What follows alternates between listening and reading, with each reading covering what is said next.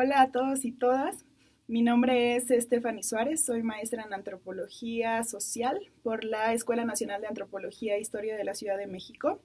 Quisiera primeramente agradecer al Congreso Virtual Musa Palabra por la invitación a presentar mi trabajo, sobre todo o particularmente a la maestra Patricia Torres por hacer posible mi presentación.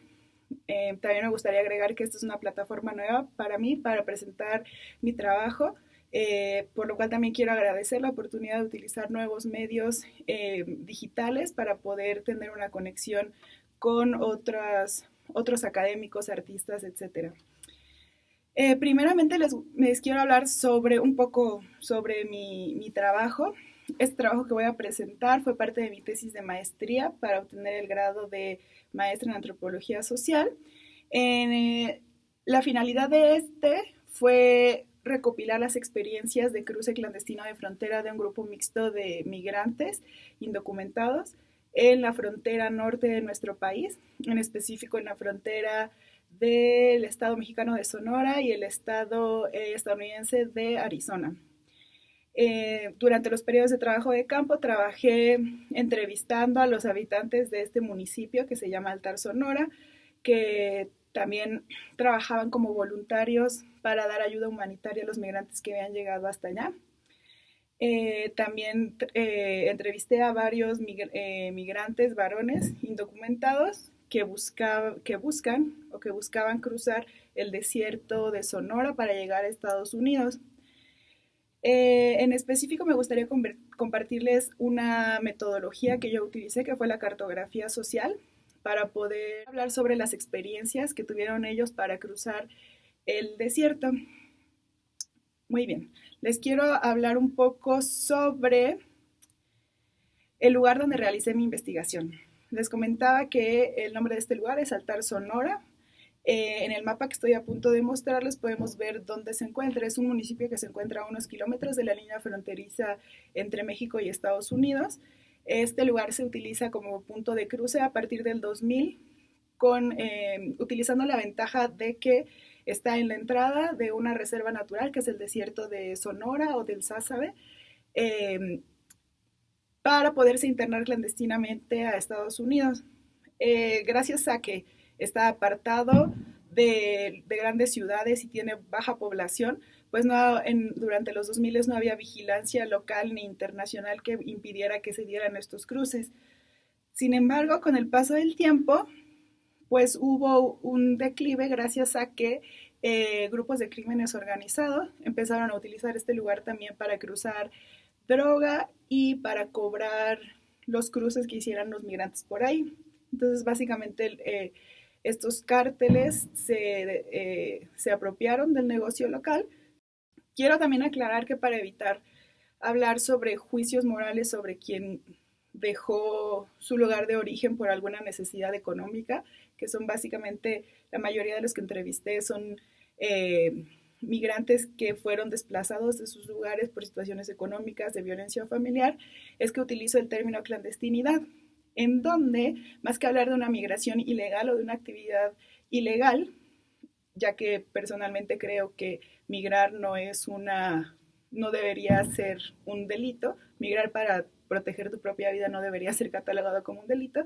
Sin embargo, bueno, me gusta hablar más desde un término de la clandestinidad, donde los migrantes en tránsito buscan una invisibilidad para no ser retenidos por autoridades migratorias y con ello evitar todo el procedimiento administrativo de ser deportados hasta su país de origen, sobre todo tomando en cuenta que se encuentran en la zona fronteriza con Estados Unidos. Bueno, en esta siguiente diapositiva me gustaría hablarles un poco sobre Altar. Como les comentaba, Altar se encuentra en una zona desértica. Es, eh, es el desierto con los índices de humedad más bajos del planeta y tiene temperaturas máximas que oscilan entre los 47 y los 57 grados en los meses más calurosos que son julio y agosto. Transitar por ahí es un gran peligro para quien lo intenta, pero la gente local está acostumbrada a, a estas a estas características climáticas y tienen mucho conocimiento sobre cómo sobrevivir al desierto, sobre dinámicas migratorias en general después de casi 20 años de que este punto de cruce se ha utilizado para eso. Sin embargo, es cierto que el desierto es un lugar inhóspito, es un lugar que tiene temperaturas extremas. En la mañana hace mucho frío, igual en la noche, en la tarde hace muchísimo calor. Entonces, bueno, todas las actividades sociales de este lugar están ordenadas en torno a estas características climáticas.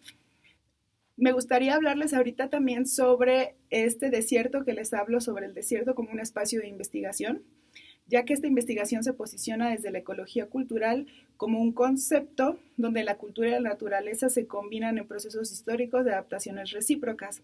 La creatividad humana y sus efectos ponen en marcha fuerzas sociales y económicas de producción y reproducción, distribución y renovación, con múltiples repercusiones tanto en la naturaleza como en la sociedad a lo largo del tiempo.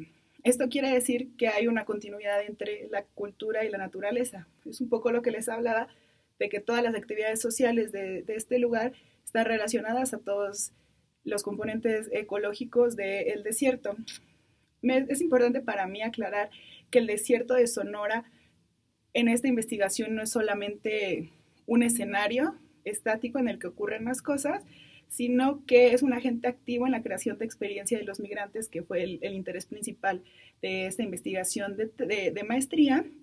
Y esto quiere decir que siguiendo a Mesadra y Nelson, es un paisaje fronterizo que refleja varias prácticas de bloqueo y de cruce que se ejercen ahí. Por un lado, la policía local, el Instituto Nacional de Migración, que se dedica a bloquear el paso hacia la línea fronteriza, pero también del otro lado la patrulla fronteriza estadounidense, que se conoce normalmente ahí como la Migra, grupos de civiles de Estados Unidos que patrullan y buscan detener a los migrantes. Y por otro lado también existen grupos que intentan cruzar la frontera, que muchas veces son grupos del crimen organizado, que cruzan cargas de droga y que vigilan quién es el que cruza y quién no para cobrar una cuota para esto. También hay una serie de oficios que se dedican a eso. El más clásico y conocido es el guía contratado, que también es conocido acá como pollero, que es el que cruza a los migrantes.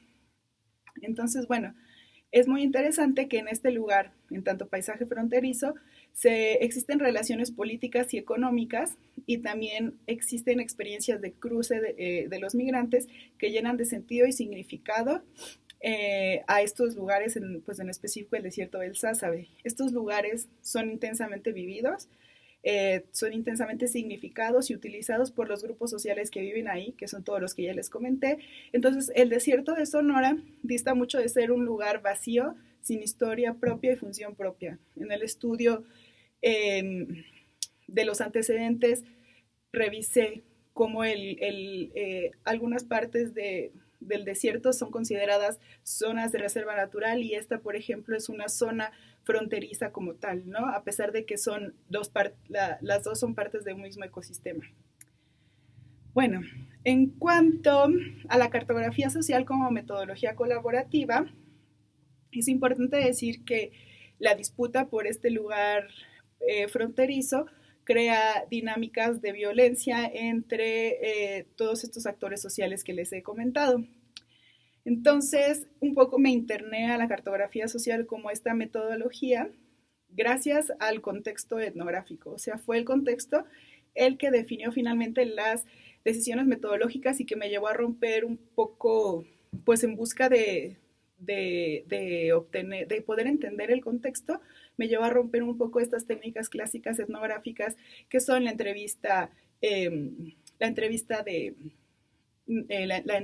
común y corriente, la observación participante. Por ejemplo, yo no puedo o no podía en esos momentos ser parte de un cruce clandestino porque se trata de una actividad que se hace a escondidas y que no me permite o me acercaba también a grupos de crimen organizado a los cuales yo no iba interesada en entrevistar y que también me ponía en peligro a mí y a la gente que estaba alrededor mío. Entonces, bueno, me gustaría aclarar que fue una decisión de de seguridad personal, pero también de seguridad de las personas y de mis colaboradores, de todos los que dieron sus experiencias.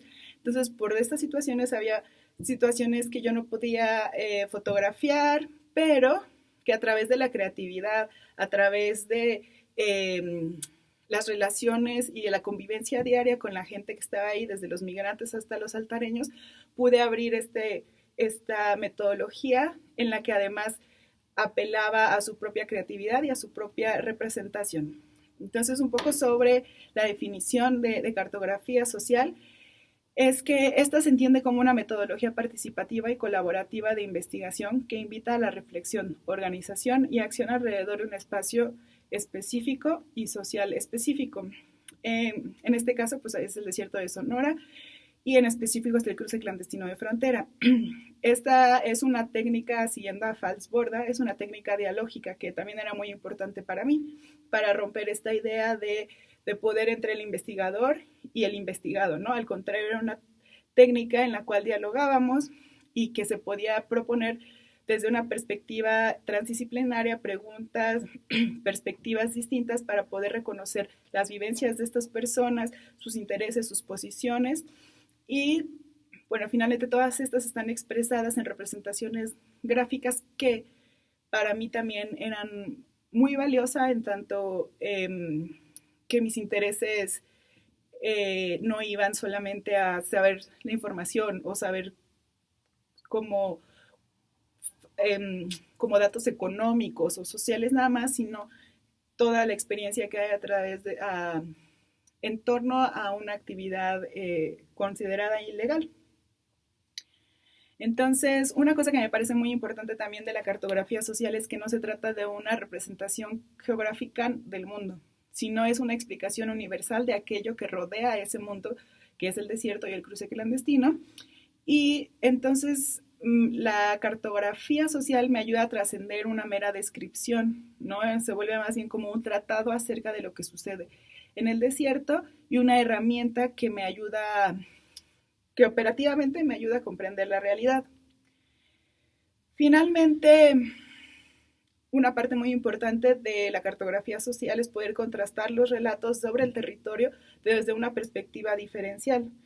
Esto me ayuda como herramienta de análisis a describir y crear la realidad que se vive a través de una representación.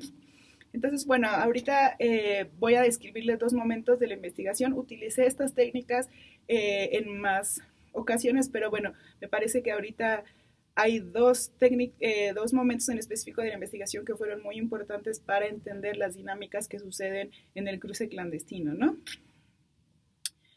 El primer caso es la historia de Abraham Díaz, el chino. Él es un migrante guatemalteco que ha vivido en varias ocasiones en Estados Unidos y que ha sido deportado en varias ocasiones. Él al menos reporta 5, y de estas 5 veces es que él ha aprendido a moverse a través del territorio mexicano desde Guatemala hasta llegar a Estados Unidos. La idea de generar este mapa con Abraham, con el chino, surgió a partir de que yo le enseñé un mapa que me proporcionaron en la Casa del Migrante de Altar, en donde se veían las rutas por donde circulaban los migrantes desde Centroamérica hasta la frontera norte, ¿no? Entonces, cuando yo le enseño al chino, que él conoce muy bien el territorio mexicano, creo que más que la mayoría de los mexicanos, él me dice que hay muchas imprecisiones, que así no son las cosas, y entonces yo le propongo que hagamos un mapa. Esta foto que ven ustedes acá, pues es cómo trabajamos. En la parte de arriba se ve el mapa de la Cruz Roja Internacional, en el de abajo se ve el mapa que estábamos haciendo nosotros. Solo hicimos el contorno y a partir de ahí y del uso del otro mapa fue que fuimos determinando los puntos por donde él pasaba. Quisiera leerles un pedazo de la entrevista, de las narraciones que hacía en el momento que estábamos trazando el mapa, que nos habla sobre los peligros en el camino. Abraham me dice, sí, bueno, luego de Huehuetoca, y me pregunta dónde está Huehuetoca, buscándole en el mapa. Ya vi, aquí está. Eso refleja también su capacidad de moverse en el territorio mexicano, usando de referencia a otros lugares de México que él conoce. De Huehuetoca agarro buscando para acá, me dice señalando hacia el norte. Mire, por Irapuato. Y yo le pregunto, todo esto lo haces en tren, ¿verdad? Sí, todo esto sigue siendo en tren. Y agarro toda esta ruta. Yo no agarro esta, señala una ruta del mapa que da hacia el Golfo de México, sino que agarro para Torreón y luego bajo para Monterrey. O sea, aquí no aparecen las vías del tren que van a Monterrey, pero sí están. En cambio, la mayoría de las personas, pónganse los de Honduras, ellos sí agarran esta ruta, agarran por Matehuala, Saltillo y llegan a Monterrey. O sea, viene aquí a San Luis Potosí y en cambio yo no agarro por acá porque se pone muy peligroso. Se pasa por lo que le dicen la ratonera en San Luis Potosí. Entonces ahí hay un montón de muchachos que le tiran piedras al tren y todo, pero las piedras no son para el tren, son para uno. Al momento de que se hace esta representación, activa muchos momentos de saberes, de recuerdos, de peligros, y una de las estrategias que utilizamos fue marcarlas en el mapa. Ahí se puede ver en rojo, hay algunas marcas de lugares en donde él considera peligroso y en donde tuvo alguna experiencia con la población civil mexicana de esos lugares. Es interesante también saber cómo tiene la capacidad y cómo a través de la migración los migrantes también van conociendo el territorio mexicano y van creando tácticas a través de conocer estos peligros. Eh, bueno, otra cosa que hicimos, bueno, esta foto que ven ahorita es el mapa general que hicimos.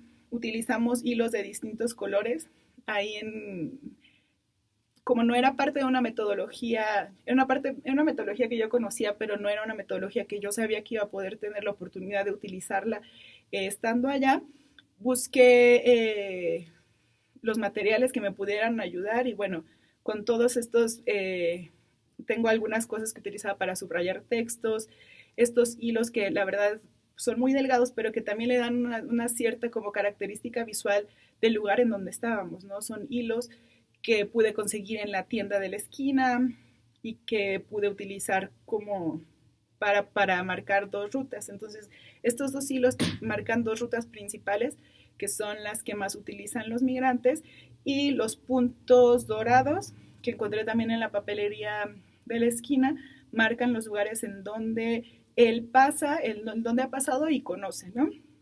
Marcamos lugares por donde se va en autobús, rutas donde utiliza el tren, lugares en donde estas banderitas naranjas que vemos por ahí son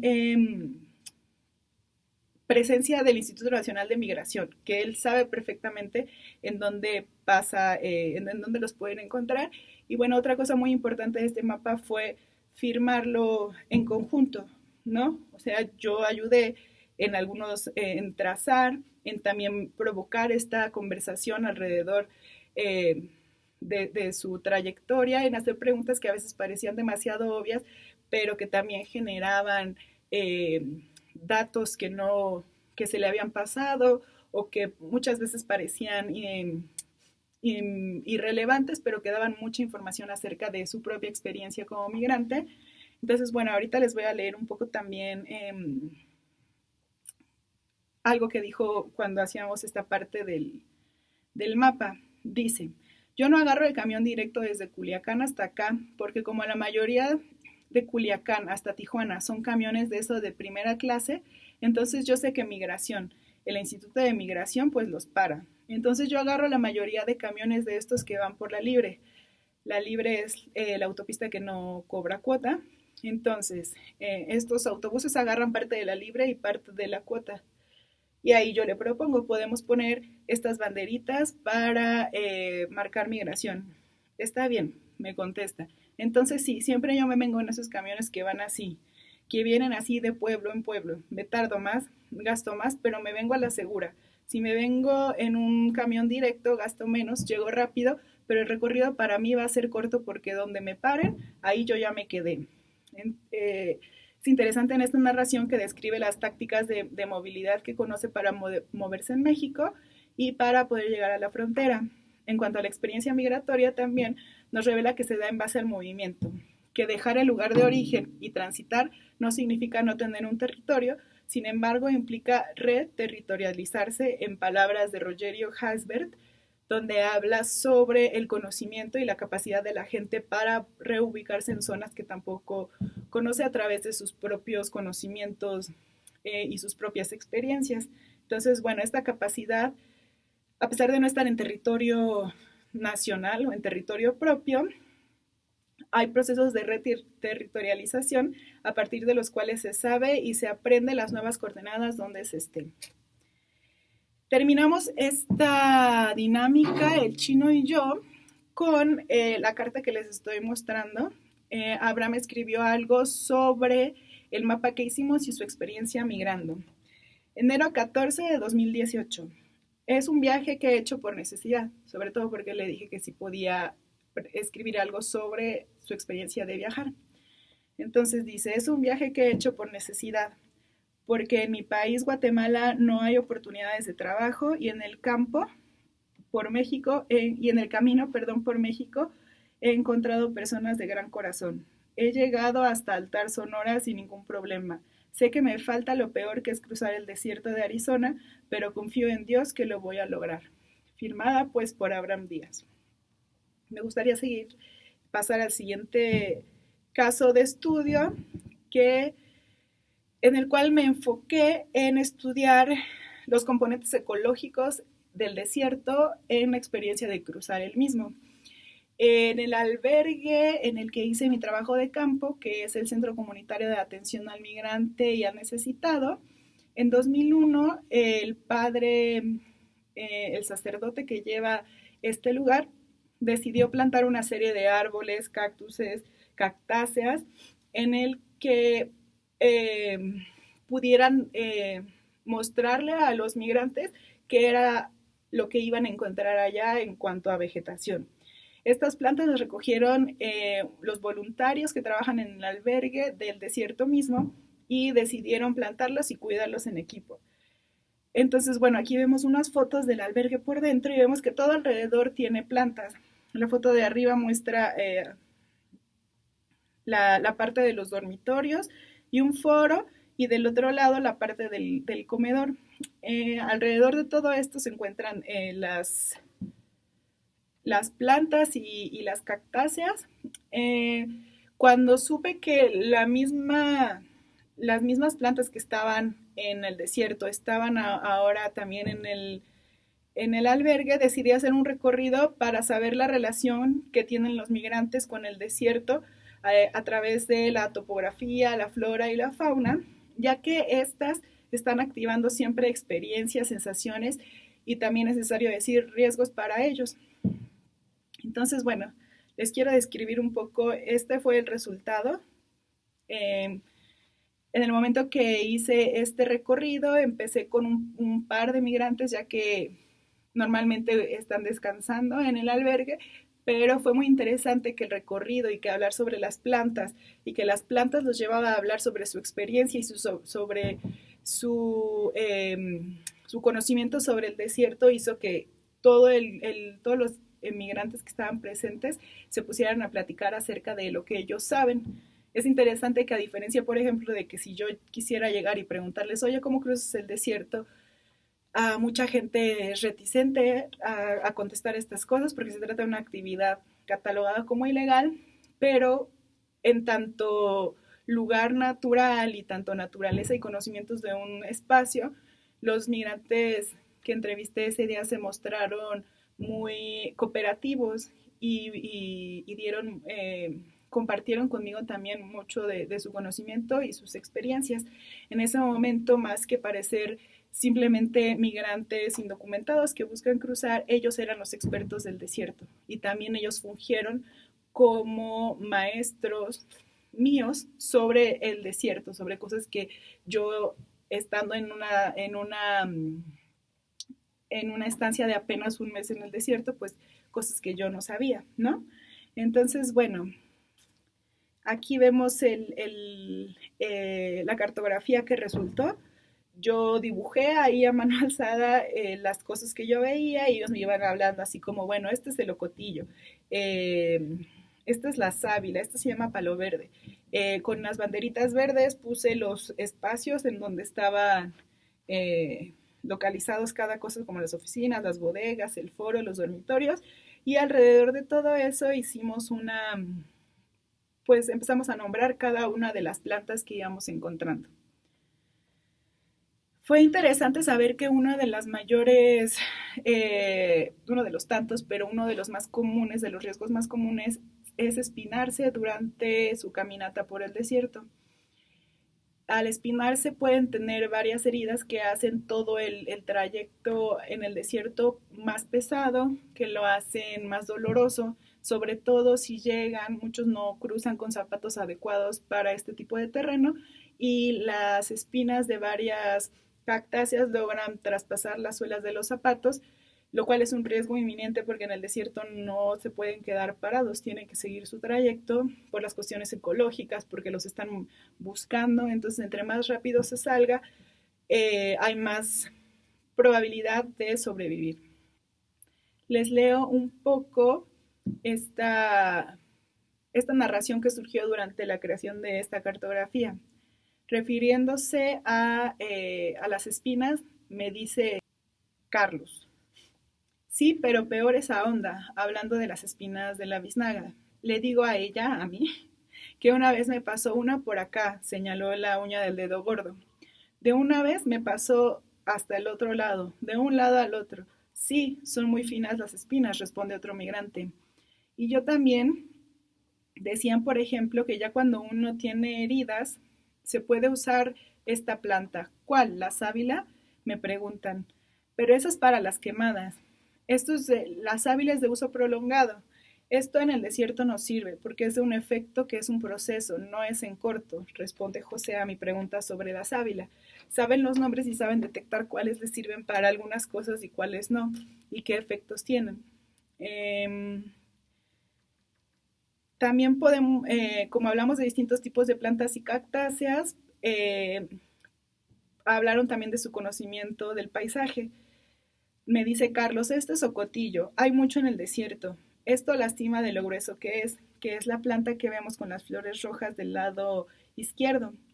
Eh, no veo de las espinas que son las más duras, las van a tener que ir a conseguir en un vivero que se llama desierto. Se ríen todos. Mario me dice, las espinas más duras son como esta, se parecen a esta planta pero con espinas, pero es más grande. Esta es como una caricia de bebé a comparación de aquella. Cuando esa te agarra, te empieza a picar y te agarra y no avisa y toma. Son muchas a la vez. Es que trae mucha, le dice la cholla. Uno se soba y no deja de doler. Eh, Aquí saben diferenciar, por ejemplo, en el tipo de espinas. Todas las cactáceas, justo por su contacto con ellas, ya saben que hay diferentes tipos de espinas y que generan distintos tipos de heridas también en la piel. Bueno, me gustaría hablarles un poco sobre los peligros del desierto, fue un tema muy recurrente durante la generación de la cartografía. Me gustaría decir que distintos autores coinciden en cuanto al peligro, de que el hecho de la percepción del peligro es subjetiva. Se construye de manera diferenciada dependiendo de las experiencias y enseñanzas que se transmiten por el grado de vulnerabilidad al que se está expuesto. Esto quiere decir que entre más grado de vulnerabilidad se tenga y más se esté expuesto al peligro, la percepción del peligro cambia, ¿no?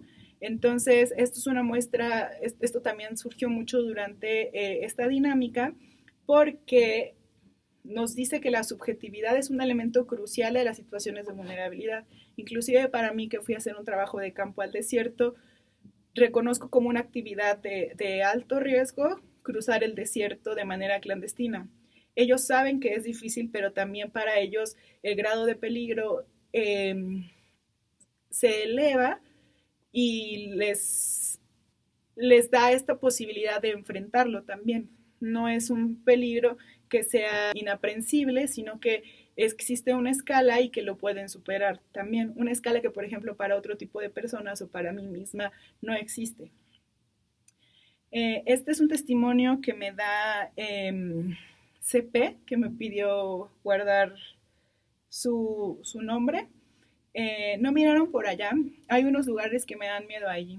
Por allá se refiere al desierto, que también tiene unas zonas de sierra, que es normalmente por donde ellos se meten, porque es más difícil que los encuentren por ahí, pero también son terrenos más peligrosos. ¿Sabes cuáles? Hay unos lugares como unos pozos, y yo los miraba en la mañana cuando pasaba. Son unos pozos. Les tiraba una piedra y la piedra sonaba tun, tun, tun, bien adentro. Y luego digo, Dios, Dios mío, si los llegan a corretear, la gente no sabe dónde están esos y van corriendo y se van al pozo. Yo encontré muchos pozos de eso, pura piedra para adentro, y hay pozos por allá. ¿No los han mirado? Le pregunta a sus compañeros y también surge una conversación alrededor de los peligros, que no solamente, digo, las espinas son uno de esos, ser atrapados, la deshidratación, muchísimos peligros, pero la topografía misma del lugar también representa un peligro para ellos. Entonces, es interesante ver cómo para los mismos migrantes hay diferentes niveles de situación en donde aún pueden responder y otras donde se necesita un conocimiento y una práctica especializada. Normalmente son situaciones donde se corre el riesgo de morir, donde ya se necesita una práctica especializada. En general comparten la sensación de que el cuerpo puede aguantar lo que sea y que entre más se sepa se puede evitar riesgos, pero que si la fortuna los lleva a una situación límite, tienen que mentalizarse para seguir y buscar alguna solución, cueste lo que cueste. Algunos han reportado que llevan espejos para que con el reflejo del sol puedan dar su localización, llevar encendedores también para prender en fuego alguna cosa que se encuentren, alguna cactácea, y revelar también su ubicación. Y bueno, para terminar me gustaría darle algunas conclusiones.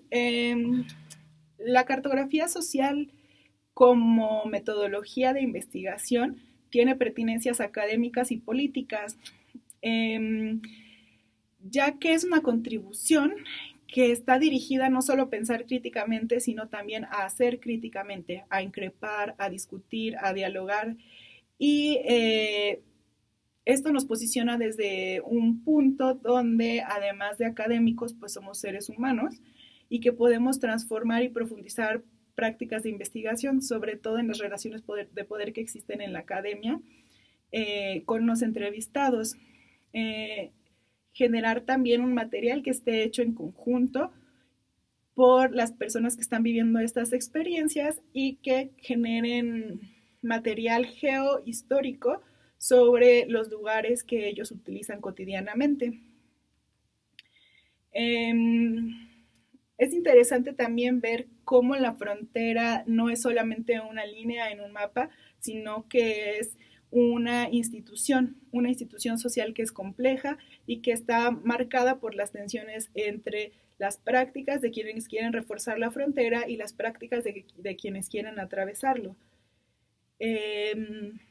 También es necesario decir que a pesar de que la frontera no es solo una línea geográfica, también es de facto algo material. Entonces tiene un significado histórico y geográfico, como les comentaba sobre el desierto. No es lo mismo el desierto en el siglo pasado que el desierto hace 20 años antes de que se empezara a utilizar ese espacio como cruce, y el desierto ahora mismo que está bajo el control de grupos de crimen organizado.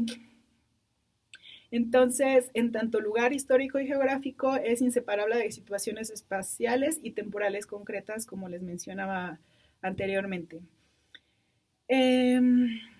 Existen ciertas metáforas en la modernidad sobre la migración, y que eso también nos permitió ver la generación de estas cartografías, que la migración es una metáfora para el riesgo de la modernidad global. Se asocia con la frontera, que la sitúa geográficamente, es un suelo estratégico y activa movilizaciones alrededor del cruce de personas. Las líneas fronterizas, me gusta hablar más de espacios fronterizos, se convierten en espacios de lucha, en campos simbólicos que se transforman en las primeras líneas de defensa de la integridad nacional. Es una constitución político-jurídica, pero que también es económica y también es, en este caso, estética cuando se le representa con los conocimientos y materiales obtenidos en la frontera. Bueno, y esta es todo por mi parte. Muchas gracias. Pueden contactarme en mi mail para cualquier duda y bueno, tienen este material. Espero que les sea de mucha utilidad. Gracias.